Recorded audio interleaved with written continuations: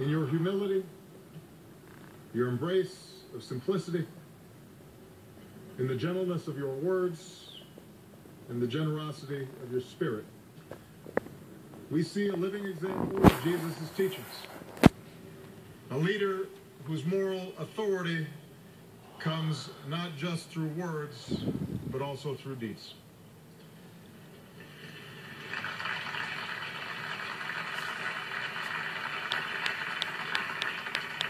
You call on all of us, Catholic and non-Catholic alike, to put the least of these at the center of our concerns.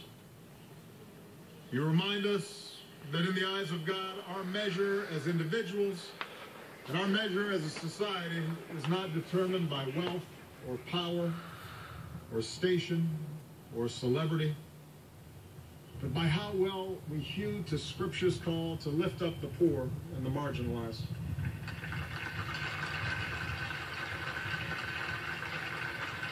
To stand up for justice and against inequality, and to ensure that every human being is able to live in dignity, because we are all made in the image of God.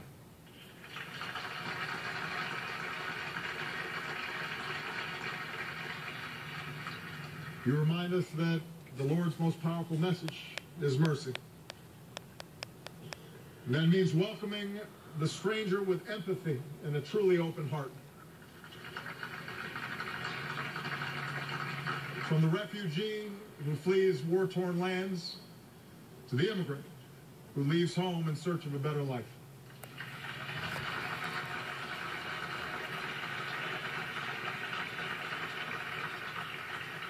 It means showing compassion and love for the marginalized and the outcast, to those who've suffered and those who've caused suffering and seek redemption.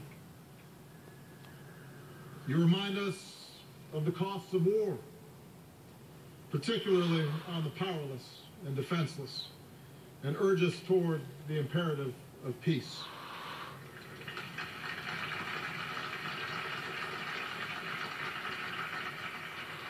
Holy Father, we are grateful for your invaluable support of our new beginning with the Cuban people, which holds out the promise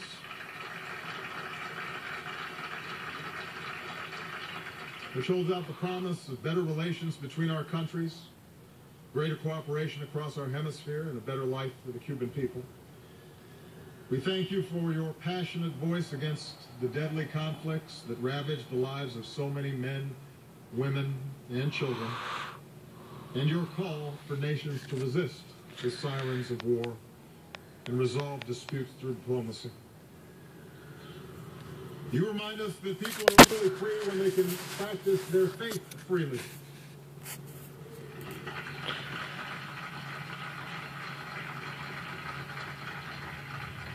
Here in the United States, we cherish religious liberty.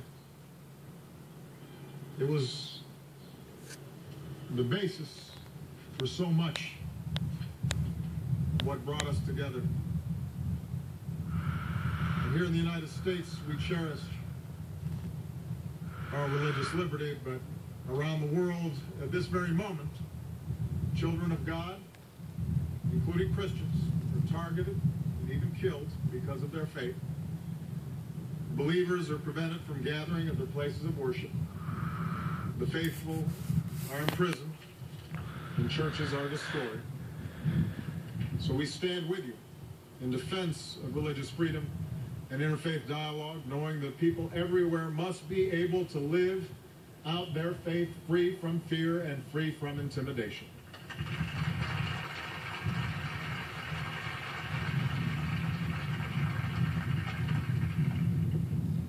And Holy Father, you remind us that we have a sacred obligation to protect our planet, God's magnificent gift to us.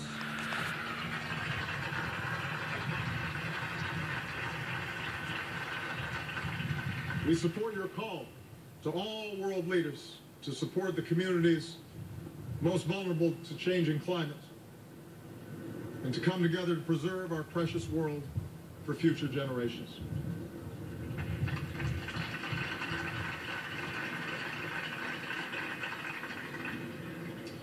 Your Holiness, in your words and deeds, you set a profound moral example. And in these gentle but firm reminders of our obligations to God and to one another, you are shaking us out of our complacency. All of us may at times experience discomfort, contemplate the distance between how we lead our daily lives and what we know to be true, what we know to be right. But I believe such discomfort is a blessing, for it points to something better. You shake our conscience from slumber. You call on us to rejoice in good news and give us confidence that we can come together in humility and service and pursue a world that is more loving, more just, and more free. Here at home and around the world, may our generation heed your call to never remain on the sidelines of this march of living hope. For that great gift of hope, Holy Father, we thank you and welcome you with joy and gratitude to the United States of America.